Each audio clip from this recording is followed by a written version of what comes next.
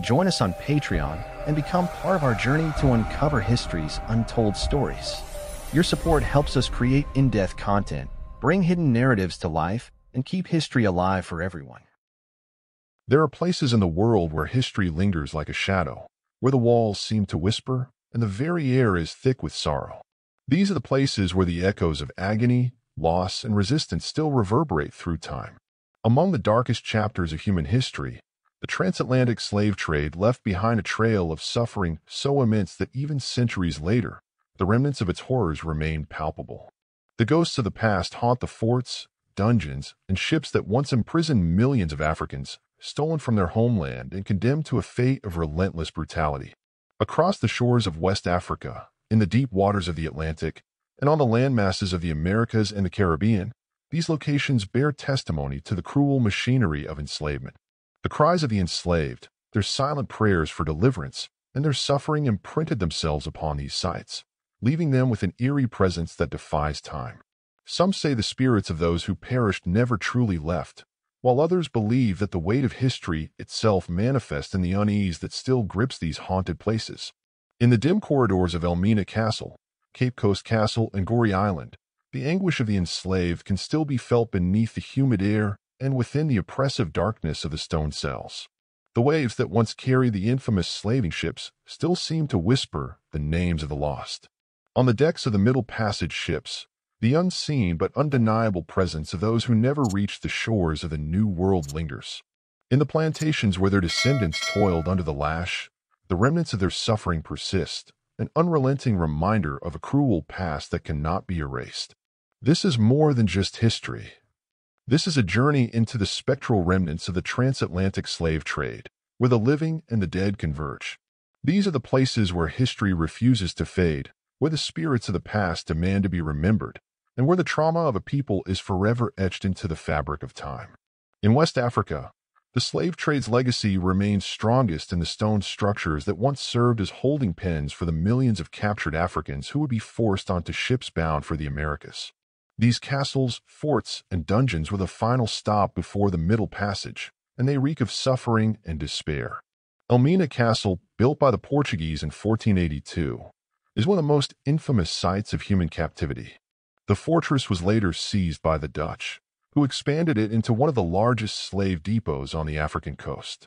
Here, Africans were held in dark, cramped dungeons, deprived of food, light, and air. The unbearable stench of waste and death would have choked the corridors. The door of no return, an infamous portal through which the enslaved passed before being forced onto waiting ships, still stands as a painful symbol of separation and finality. Visitors today report an overwhelming sense of grief, a chill that runs deeper than the humid Ghanaian air, and even the sensation of unseen hands brushing against their skin. Cape Coast Castle, another monumental site of horror, bears similar scars. The dungeons are so claustrophobic that one cannot stand upright, and yet hundreds of men and women were packed within, left to rot in filth and disease. Some died before even reaching the ships, their bodies discarded like refuse. Women were frequently taken to the governor's quarters above, where they were violated and then returned to their cells, broken and defiled. To this day, locals and visitors claim to hear muffled cries, the sound of unseen chains dragging across stone floors, and whispers carried by the wind. It is as if the walls themselves remember every injustice, refusing to let the truth be forgotten. Gorée Island's House of Slaves, located off the coast of Senegal, is another chilling testament to the brutality of the trade. The infamous door of no return still stands, overlooking the sea, where countless men, women, and children were led to their doom.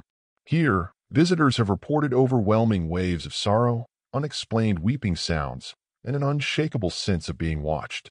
Some believe the spirits of the enslaved linger, unwilling or unable to move on from the trauma inflicted upon them.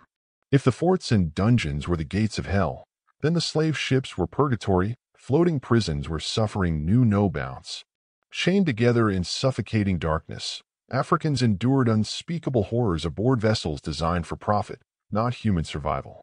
Disease, starvation, and violence claimed countless lives before ever reaching shore, and the Atlantic Ocean became the graveyard for those who did not survive the journey. These waters remain some of the most haunted places in the world. Ships like the Henrietta Marie, which sank off the coast of Florida in the early 18th century, are now submerged relics of terror. Divers exploring its remains have reported eerie encounters, cold spots in warm waters, whispers in the depths, and a crushing sense of despair. The ship's wreckage, preserved beneath the waves, is an underwater tomb for the souls lost to the abyss of the Middle Passage. Sailors throughout history have spoken of ghost ships, phantom vessels that appear and vanish without explanation. Some of these spectral apparitions are believed to be former slaving ships, doomed to wander the seas for eternity, their decks occupied by the restless spirits of those who perished on board.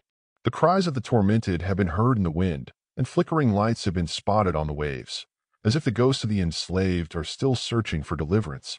Even after surviving the horrors of the journey, the enslaved were met with new depths of cruelty in the Americas. The great plantations of the Caribbean, the American South, and Brazil became sites of unending suffering, and their soil is soaked with blood and tears.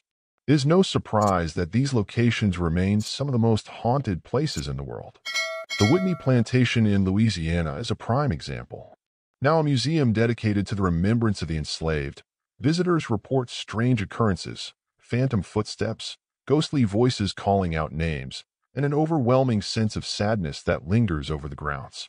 The former slave cabins, with their crude wooden structures, hold a chilling atmosphere, as if the spirits of those who once lived there have never truly left.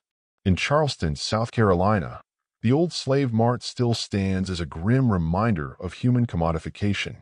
The walls of this building once echoed with the sound of auctioneers selling men, women, and children like livestock.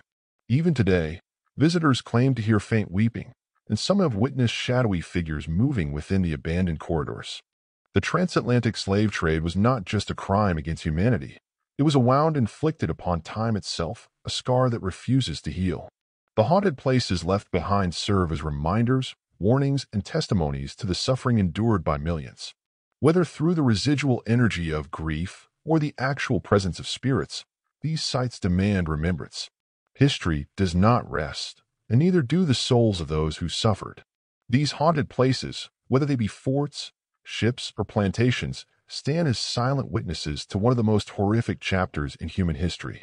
And as long as their stories are told, the echoes of the past will never be forgotten.